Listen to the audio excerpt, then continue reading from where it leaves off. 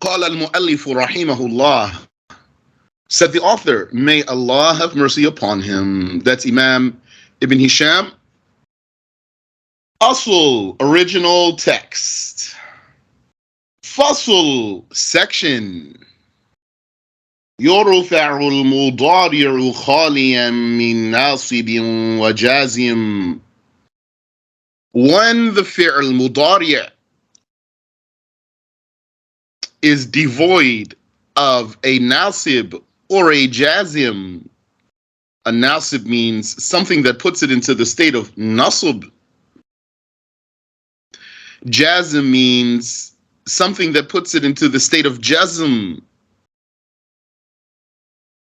When it is devoid of any nasib or jazim, it will be put into the state of rafa. Yurfa. It will be put into the state of rafa. Yurfa al-mudari', the mudari' verb will be put into the state of rafa. Khaliyan min nasibin wa jazim. When it is clear of, devoid of any nasib, something that puts it into the state of nasib, or jazim, something that puts it into the state of jazm. Now he wants to talk about the i'rab for the fi'l mudari' in particular. And it's a little lengthy, and there's lots of lessons in there. I'm curious to see how these are going to go. Yani, it's really, I would say, if we've stepped into the water here, okay, first we were like just at the shore, maybe the water's coming up, maybe it's touching your toes a little, that's all. Then maybe we got just the soles of your feet deep in the water only, didn't get to your ankles yet. So now maybe the water is just going to come up to your ankles a little bit here. Didn't cover your ankles though. So now we're in the next level, still shallow though. It's getting deeper. So ash-sharhu, the explanation. أجمع النحويون على أن الفعل المضارع إذا تجرد من الناصب والجازم كان مرفوعا. The grammarians have agreed that when the fi'l mudari' is devoid of any nasib or jazim, then the fi'l mudari' will be marfu'. So now let's write out a few words that you should have. But if you don't, you need to have them. Okay, so you already know rafa. You know rafa. The state of rafa. I don't do too much transliteration for this lesson we're doing, but I'll help you out a little here. Rafa. That's the state of rafa, nominative case or subjective case if you want to translate it approximately. So you know then that whatever makes something or puts something into the state of rafa is called rafi'. A rafi'. I want you to know these words so that I feel confident that you're understanding what I'm saying when I speak. Rafi'. The rafi' is what's going to put the word into the state of rafa'. The rafi'. And any word that was made to be in a state of rafa' is called marfoo'. Marfoo'. Marfoo'. Okay, so you have a rafa', that's the state of the word. You have the rafi', that's what's putting the word into that state. And you have the marfoo', that's what got put into that state. And you know Arabic is a language of patterns, so you're going to pay attention to the patterns. I mean the sound here. Because you also have the state of nasb or... okay, so you have the state of rafa'. That's the state, rafa'. And then whatever makes something into that state is called rafi'. Rafi'. And then whatever got put into that state is called Marfoo. Marfoo. Okay. So same thing. You have nasb. That's the state itself. You might approximately or loosely translate it as accusative case. So whatever puts a word into that state is called then what? Nasib. Nasib. And whatever was put into that state is called mansub. You hear the pattern? Rafa, nasib. Same pattern. Rafi', nasib. Marfu', mansub. Same syllables, same vowels. And you have jar, but it has a shadda on that last letter. So it's slightly different structure. So then whatever puts a word into the state of jar is called what? Jar. Jar. Jar. And whatever got put into the state of jar is called majroor. Majroor. Majroor. And lastly, you have jazm. Jazm. So whatever puts a word into the state of jazm is called jazim. Jazim. And whatever got put into the state of jazm is called majzum. Majzum. So these words, all these words are important. You've already learned these first four here. Rafa', nasb, jar, and jazm. That should be second nature to you by now. Those words themselves and what they mean. In fact, I beg you, if you have a question here, to ask, please, without feeling embarrassed or shy. It's okay. But you don't want to keep going forward without knowing what does this mean. So please, if you want to ask here, ask. And you need to know from this point on, these words, the rafi', the nasib, the jar, and the jazim, those are the doers. That's the pattern for doer. That sound, rafi', sounds like in pattern fa'il. The word fa'il means doer. Fa'il. So the rafi' is what does rafa'. Nasib is what does nasib. Jar is what does jar. If we separated those two ra's at the end, we'd say jarir. But we put them together and put a shadda. So we're just going to say jar. That's what does jar. Jazim, that's what does jazm. And then this last category here, marfu', mansub, majroor, majzoom. That's the pattern. That sound is for the receiver, the maf'ul. So marfu' is what received rafa'. Mansub is what received nasb. Majroor is what received jar. And majzoom is what received jazm. So I said all of that to say what? To say know these words because they're not easy to translate. I need to say them. Rafi', nasib, jazm, majroor, mansub. It's easier than saying put into the state of rafa', made something get into the state of rafa'. I have to say all those words in English, but in Arabic I'll just say rafi'. So take note of those, please. And have them written there. I have to remove that now from the screen. So inshallah, he wrote them already, or you can go back to the recording and write them later if you need to.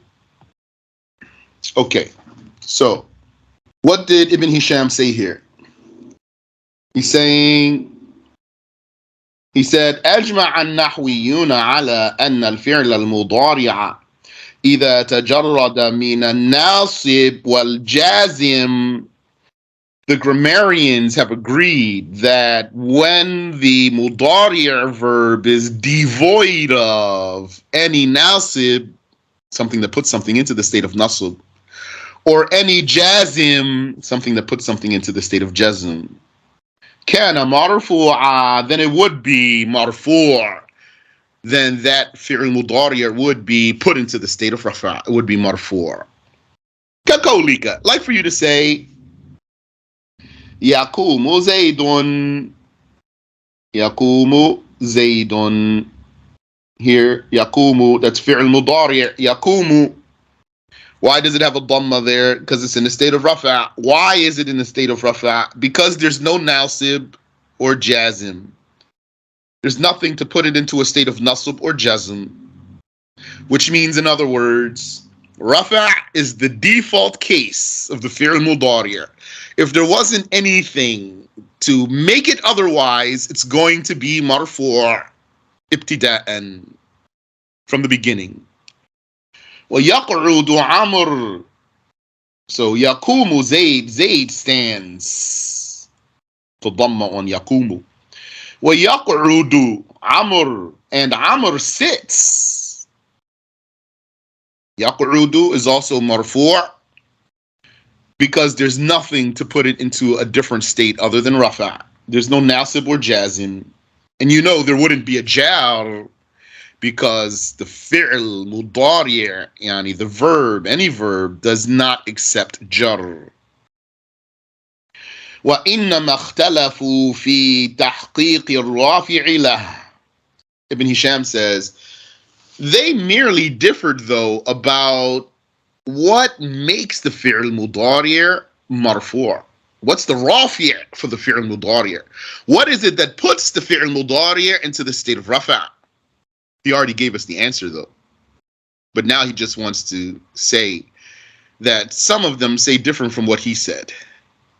He already gave us the answer when he said the fi'l mudari' will be marfu' when it is devoid of a nasib or a jazim. So that's the rafi'. What it is that's putting the fi'l mudari' into the state of rafa' is the fact that there wasn't something to put it in a different state. But that's not a matter of consensus. That's the strong saying. That's the prominent saying.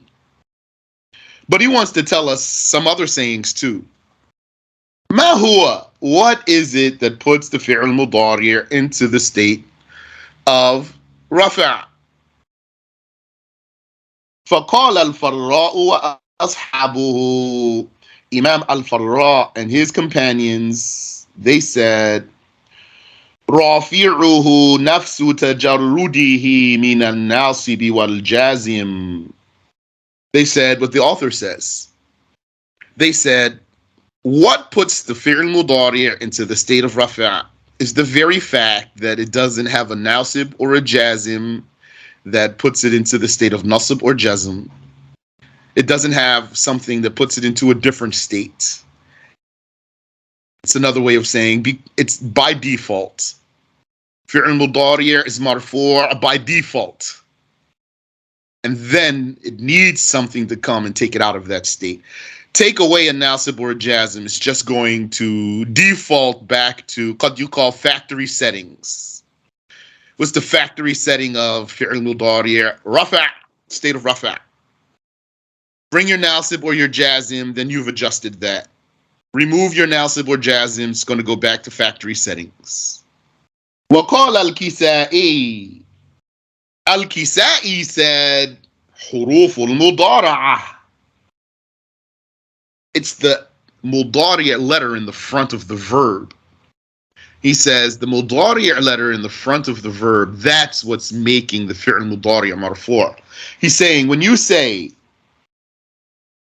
يضرب, so you know here, this ya, that's the harf mudara'ah. Harf mudara'ah. That's the mudari' letter. We're going to call it mudari' letter. So according to Al-Kisa'i, it's this first letter here that connected to the verb that affected the verb and put it into a state of rafa'.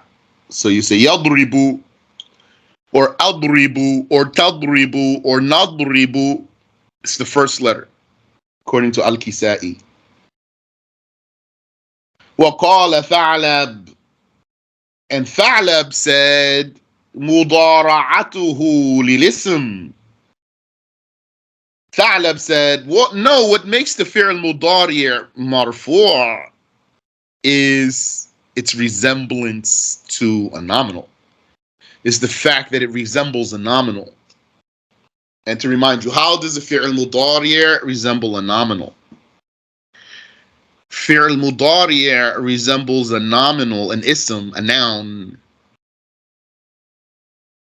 by being susceptible to various meanings in the sentence, within the sentence. Meaning what?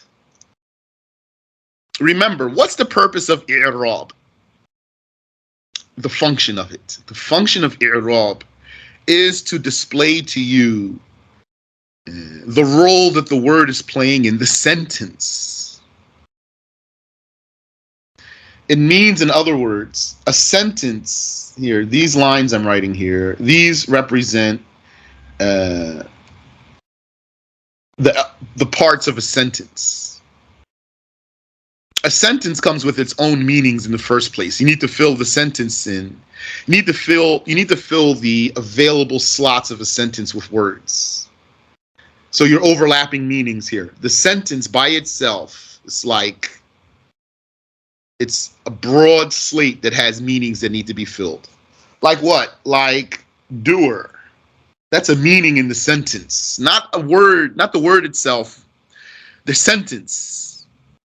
So the doer could be Zaid, for example. The doer could be Kelb, dog, for example. So dog doesn't mean doer. Zaid, that's a man's name, doesn't mean doer. The sentence itself comes equipped with this slot. So something needs to fill that slot. It's going to take that meaning in the sentence. And also, for example, the sentence has a slot for the receiver. The receiver could be the same name, Zaid, or Kelb, dog. And the sentence has other meanings that can be filled. And you're going to bring words and put them in those slots. So when you want Zaid to be the doer, Zaid, then that's a man's name, and he's going to fill that spot in the sentence. And then when you say, for example, let's say Amr, that's a man's name. Amran, that's a receiver. He's getting something. That's part of the sentence there. And then, so we're going to here put a verb, let's say, daraba. Daraba. Zaydun daraba Amran. So we're going to put the dhamma on Zaydun to express that he's the doer. Here, we're putting the dhamma on Zaydun to express that he's the doer.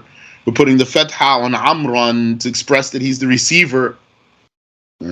So that's the function of i'rab in the first place.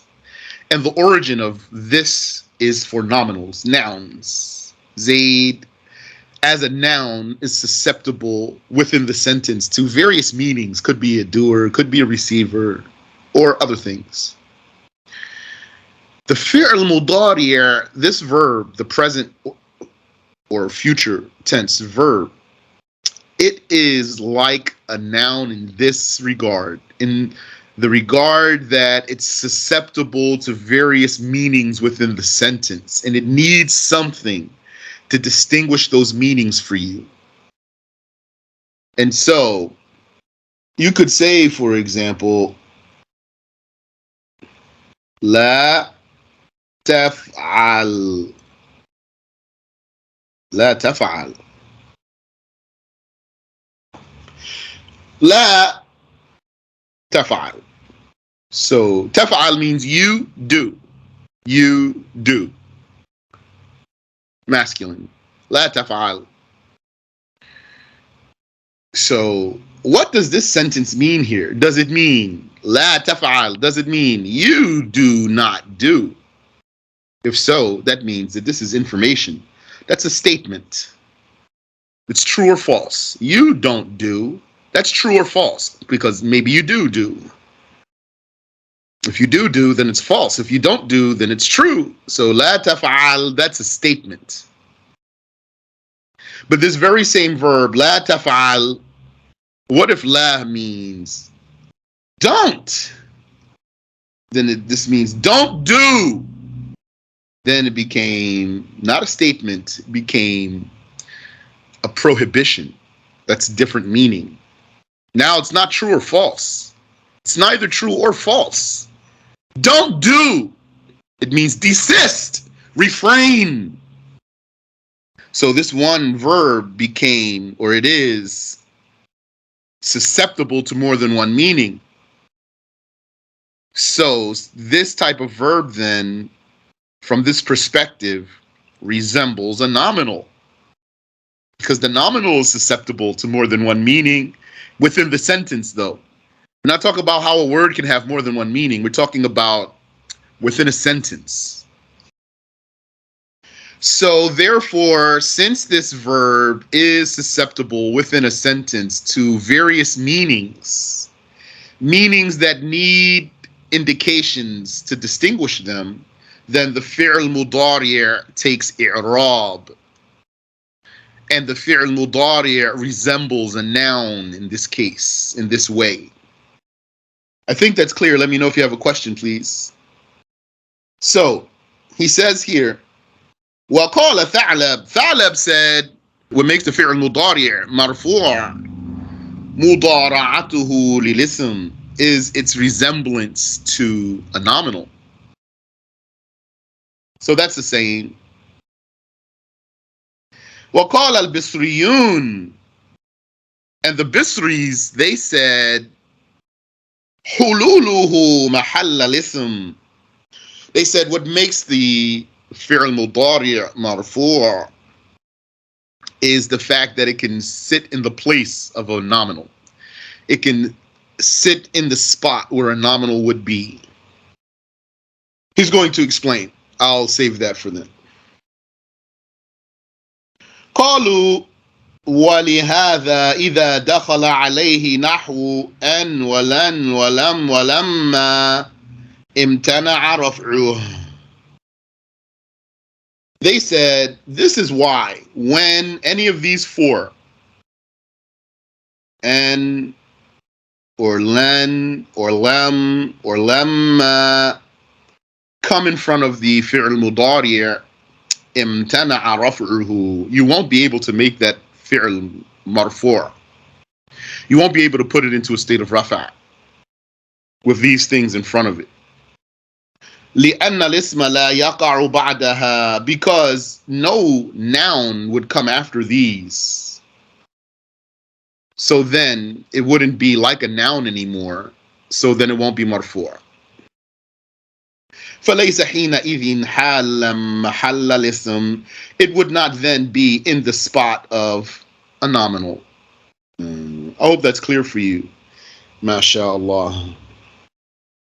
Yani, going over this qatru nada with you, first of all, seems to be benefiting because a lot of people have been consistent. So that's very good. If this had dwindled down to 2 or 3 people, that's all, or one person sticking around, then I would have been greatly discouraged. So it looks like something's sticking and you're benefiting and you're enjoying it too. Alhamdulillah. So the potential problem here is that he's going into details, and we don't know a lot of Arabic so that we could tolerate these details. So that's why I'm afraid for some of you who are listening. Maybe you're hearing something you don't understand. On the other hand, if you take something like Al-Ajurumiyya, it has much less details, but then sometimes those extra details really help you understand. So anything that I just said now, if it's not clear, you're going to review it, insha'Allah ta'ala. If you want to ask, feel free. If you don't want to ask now, that's fine. Review it, let it sink in, and if it doesn't come clear for you, you can bring it up later. Also, any previous lessons that we've had, if you have any questions from any previous lessons because you've been reviewing, feel free to ask, inshallah, no problem. So Ibn Hisham says, وَأَصَحُّ الْأَقْوَالِ الْأَوَّلِ, the most accurate of these sayings is the first saying. the one that Ibn Hisham said in his original text in the first place. وَهُوَ الَّذِي يَجْرِي عَلَى أَلْسِنَةِ الْمُعْرِبِينَ. And this is the way the people who break down sentences speak. Sentence breakdown here. Mu'ribin means the people who do i'rab.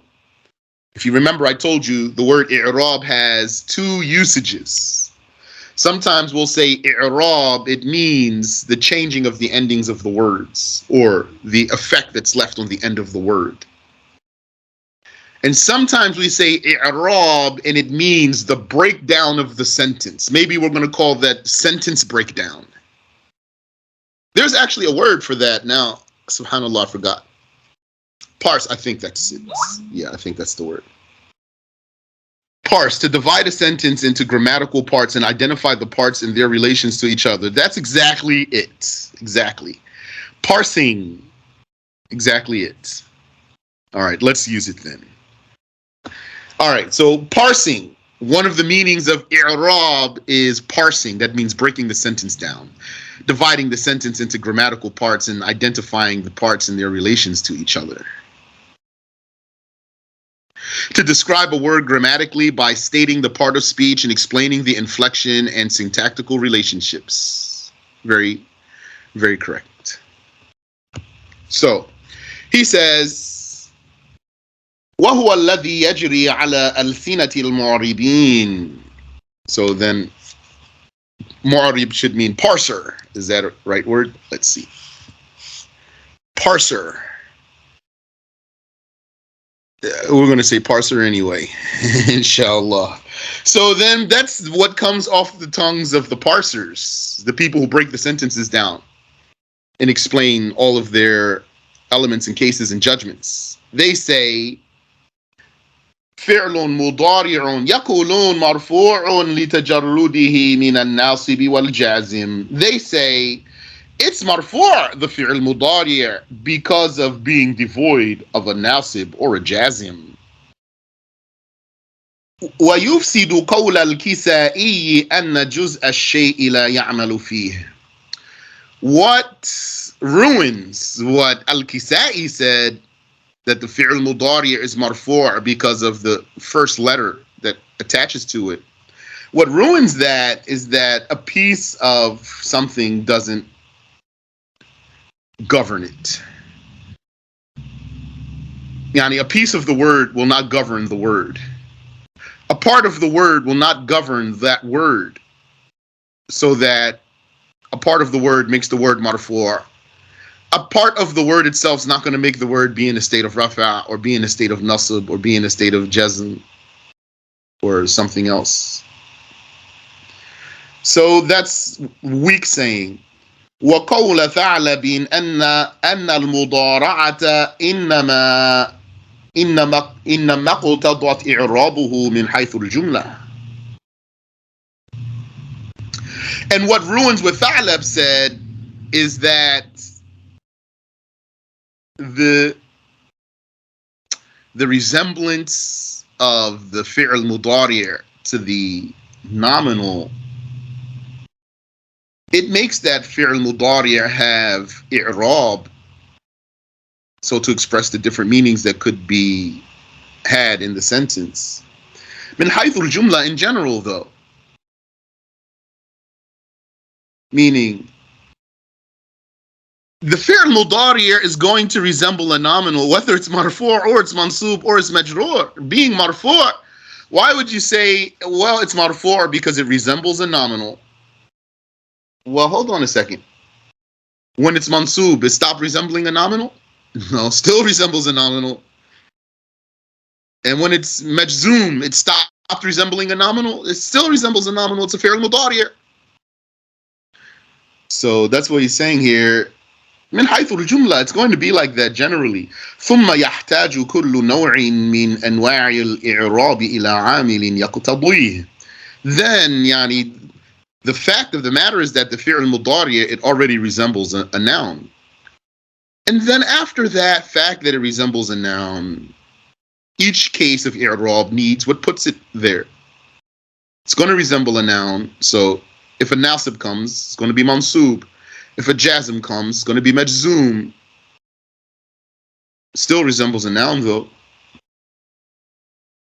ثم يلزم على المذهبين أن يكون المضارع مرفوعا دائما. Yes. So he's saying now, excuse me, in other words, what I just said.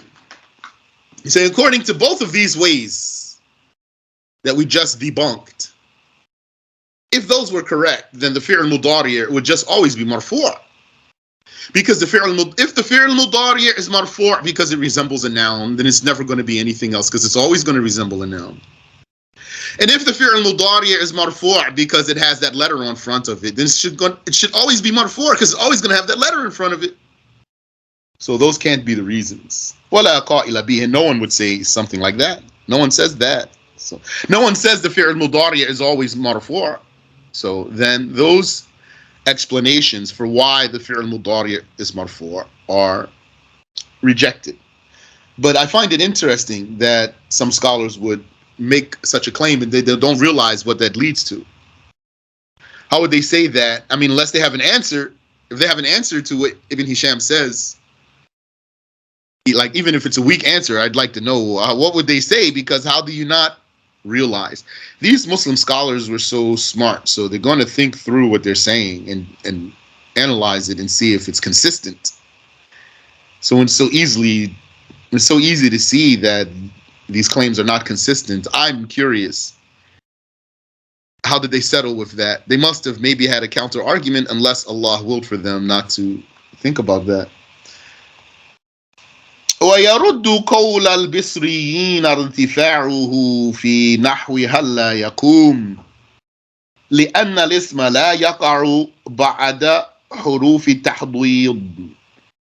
He says, and what refutes what the Bisris said is that the fi'l mudari' is going to be marfu' even if it comes after the word halla.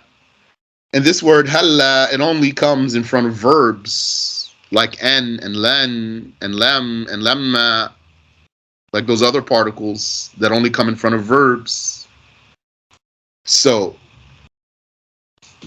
the Bisris, they said the fi'l mudari' is marfu' because it's sitting in a spot of a noun. It's filling the space of a noun. So since it's like a noun in that way, being in the space of a noun, it's going to be marfu'. And that's why if en or len or lem or lemma come in front of it, which they would only come in front of verbs, then it would be mansub or majzoom.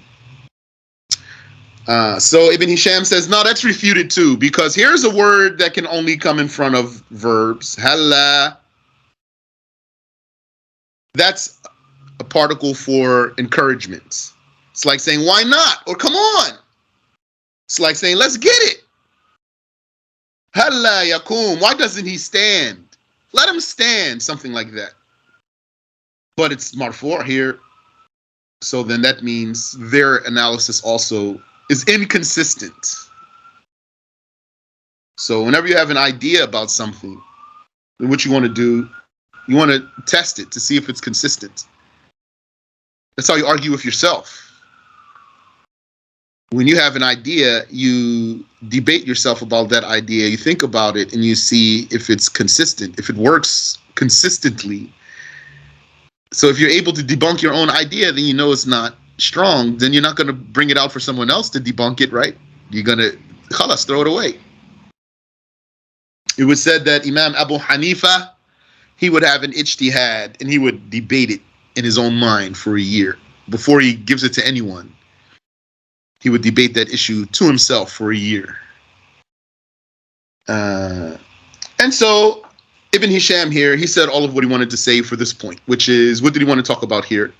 He wanted to talk about why is fi'l mudari' marfu'? And then from there, to talk about what makes the fi'l mudari' mansub. So what we're going to learn now, we already learned what nasb is. We learned signs of nasb. So we know if the fi'l mudari' is mansub, it's going to have a fatha, or it's going to have omission of the noon. So we don't want to talk about that now. Now we want to talk about the particles that are going to put that verb into the state of nasb. And then after we talk about those, we're going to talk about jazm. We're going to talk about the particles to put that verb into the state of jazm. And with learning those particles means we're going to learn many cases and meanings. I say we should even stop here for today, though it's a short lesson, so that you review this introduction here. And then we're going to start, inshallah, talking about the first particle that puts the verb into the state of nasb. I mean, the first one that the author mentions, which is len. He says, asl, original text, wa yunsabu bi len. The fi'l mudari' would be put into a state of nasb by the particle len. Len negates the future. naHw len nabirah. Such as len nabirah, it means we won't stop. We will not cease. So the future is negated. That's what the Israelites said. لن نبرح عليه عاكفين حتى يرجع إلينا موسى. They said, we will not stop worshiping this calf until Moses comes back to us. In the story of the calf. So let's save that for next week, inshallah ta'ala. We'll hop right into it, inshallah, after you have reviewed this lesson and all your previous lessons. So any notes that you've taken, brothers and sisters, I'm going to stop here. If you have any question, feel free, even if it's from old lessons. Any notes that you've taken and whatever lessons you've taken now in this study, review, set aside a time for yourself. Because I know you're all busy. There's no doubt about it. But one might say, if you want to do something, you're going to find a way to do it. So, if you're in your house and you wanted to make a cup of tea, if you wanted it bad enough, what are you going to do? You're going to get up. You're going to stop whatever you're doing. You're going to get up. You're going to turn on the teapot or something, put a cup of water in the microwave. You're going to do it, in other words. And even if you said to yourself, I want a cup of tea, I want a cup of tea, I want a cup of tea, but you don't get up out of your chair, you didn't want it bad enough. So set aside a time for yourself.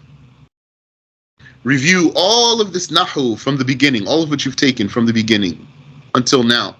It will be so beneficial for you. And then we'll come next week, inshallah, and we'll hop right into the next section.